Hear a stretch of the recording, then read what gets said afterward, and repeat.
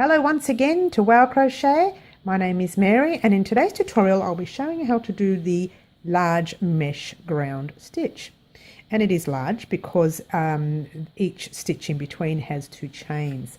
The previous tutorial I did was on the small mesh round stitch, and I'll show you that one so you can see the difference between the mesh stitches. And I love using mesh. Mesh works beautiful for cotton, okay, and lovely little cotton tops that go over your swimwear, or I actually use my cotton tops to go over my winter wear. I know that sounds silly, but you can have a nice blouse with a lovely little cotton top over it. If you find you've got a cheap singlet or a cheap t-shirt that doesn't look crash hot, you make one of these mesh tops and it automatically looks gorgeous. Okay, so this is the small mesh ground stitch that is in a previous tutorial, and this is the large mesh ground stitch. All right, and this thread here I used, it is a thread, it is a cotton. Okay, it's an 8 ply. This particular stitch and the previous one does look great in a 4 ply, and even the very thin thread if you can get it. The very thin thread makes doilies in this particular stitch. Okay, so focus on dye lot and shade if you are going to make a blanket or a top that consists of more than one skein or one ball of yarn. Make sure you watch your dye lots when you're doing that. Okay, today we are going to be using this lovely little cotton. It is a lavender. I think I have used it before in previous tutorials here on YouTube. So let's get started. It called for a size 4mm hook. It's usually the one I normally use anyway. If you are not sure how to do a chain or a double crochet and you're new to crochet, check out some of my previous tutorials, have a bit of a practice and come back to us. If you are familiar with them, you're going to breeze through this stitch. Okay, we'll do a quick slip knot. There we go. Pop your hook in there and off we go.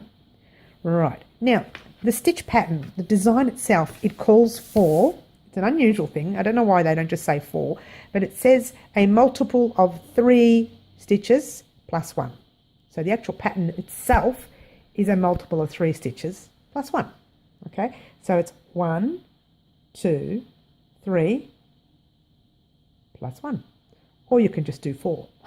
It's whatever suits you, right? 1, 2, 3 plus 1. Okay, 1, 2, 3 plus 1. Okay, 1, 2, 3 plus 1. Just taking it slow for you again. 1, 2, 3 plus 1. Okay, what have we got? Not enough. We'll do another set. 1, 2, 3 plus 1. We'll do one more set. 1, 2, 3 plus 1. Okay, and now you add on another 4 for the foundation chain. So you go 1, 2, 3, 4. Okay, so this is a part where we count backwards from our chain and we do a double crochet in the 8th chain from hook. Okay, so there's your first chain. 1, 2, 3, 4, 5, 6, 7, 8. Just check that. 1, 2, 3, 4, 5, 6, 7, 8. Yep, so we pop our double crochet in that chain there. Right there. Okay. Then we chain 2.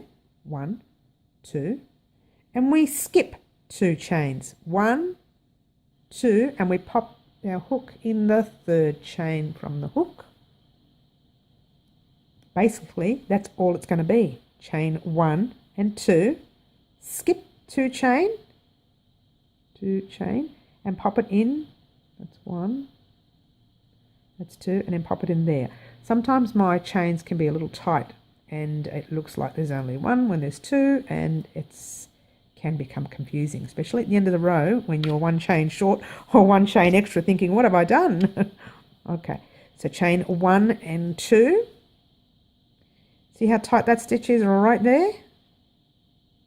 That's 1, 2, and then we're going to pop the hook in the third chain from hook. Third chain, not third chain from hook. And then 1 and 2, and then pop it in the third 1, 2, and in the third 1. Continue in that manner until you get to the end of the row, and I'll meet you up. All right, we're at the end of the row, and we've chained 2. Now we need to put in 1, 2, and 3 at the end of this row. I put it through both those loops, okay? Just for this last stitch, I'll pop it through both the loops. It just gives it a bit of security. If you're going to put a border around it in the future, it would be okay. If not, I pop it through both the loops for security, okay? All right, very loose stitch there, people. All right, so this is what we've got so far. Looks like a disheveled mess, but it will come out nice once you start growing a little bit, okay? So that is the first row. Now we are up to the second one. Now the second one, we turn as if we're turning a page in a book, or you can turn any way you like. You can turn the opposite way if you like, or you can turn this way. There's no real or right, right or wrong way of turning, okay? Just keep consistent throughout your work, that's all. All right, so we are going to chain up 5, which will classify as 1 double crochet and 2 chain in the next row, okay? So it's 1, 2, 3, 4, 5. So that'll be called a double crochet and 2 chain, okay? Now, your double crochet just goes in the top. Let me get a nice close up there so you can see what I'm doing. Your double crochet just goes in the top of that first double crochet that you come to. Like that. Easy so far? Yep. Chain 2. I promise it's not going to get any harder than this. And you pop a double crochet in the top of that double crochet, like as if you're doing normal double crochet. 1 and 2. And a double crochet on top of that. 1 and 2, and a double crochet on top of the other one. Okay, this is basically all it is until we get to the end of the row. I'm not going to pause the video here. I'm going to get to the end of the row, only because we're not that far off now. 1 and 2, and double crochet on top of that one, and 1 and 2, double crochet on top of that one. My thread. Sorry about that, people. 1 and 2, and double crochet on top of that one. And we are at the end of the row, okay? We still do 1 and 2 chain. Now, my chain here, close to double crochet, looks really, really tight. So that's classified as 1 chain, and that's classified as 2. But we want to put it in the third chain, as if we were doing it before with these chains here. So 1, 2, and we double crochet into that third chain. Okay. Oops, I've just done a half double. Oh, sorry about that. Oh, sorry, I'll do that again. Yes, I'm not a robot. I say that in every tutorial, I think. Okay. All right, there we go. So far, this is what we have. Let's get a little extension there, a little bit more. That's better. Okay, so far, this is what we have. It's a little bit bubbly, it's new, right?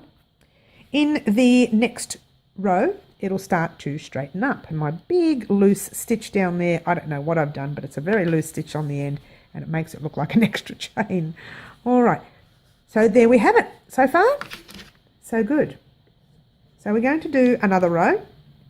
In actual fact, the row that we just did, all you have to do is repeat that row over and over and over and over and over and over and over again. But we'll do that row together, and then you can head off on your own and create some massive blanket to cover the universe or something. I don't know. 1, 2, 3, 4, 5. If you remember, we chained up 5 at the beginning of the row. Okay. Then we did a normal double crochet in the top of that first double crochet. Okay. Chain 2, 1 and 2, double crochet on top of the next one, Okay, so what I want you to do is 1 and 2, go all the way across, and I'll meet you up until when we get to the end. Okay, so we are at the end of the row, and like we did before, we counted the 2 stitches here, and again my stitch is very, very tight, stuck in that corner right there. 1, 2 and 3, and we pop it in that 3rd stitch right there, our normal double crochet in there, and my lovely people, there you have it. All you need to do now is keep repeating that row. Oops, give it a stretch out so you can have a look at it. Keep repeating that row over, whoops, blow it up a bit, oh, down a bit, oh, I don't know what I'm doing with the camera. Keep repeating that row over and over and over again until you have the size blanket that you want, or the size top that you want. If you want a little vest or a little top, this particular piece makes a lovely cover up. Okay, thanks so much for watching. Don't forget to click like if you liked the tutorial. Don't forget to subscribe to the YouTube channel, and if you want to receive further tutorials, click that little bell button and you'll get all my tutorials in the near future. It's going to be lots of fun, people. There are going to be so many more tutorials. There are going to be patterns. There are going to be my designs. Not all of my designs, but some of them. So I really am getting stuck into it now, people. It's no longer just teaching you stitches. Mind you, there will be the odd tutorial on stitches, but you will be receiving a lot of tutorials on items. The next ones coming up are a tutorial on beanie, basic beanie, and one on a blanket, and probably another beanie because I've got 2 different types of beanies I like to use. Okay, thanks so much for watching, and ciao for now.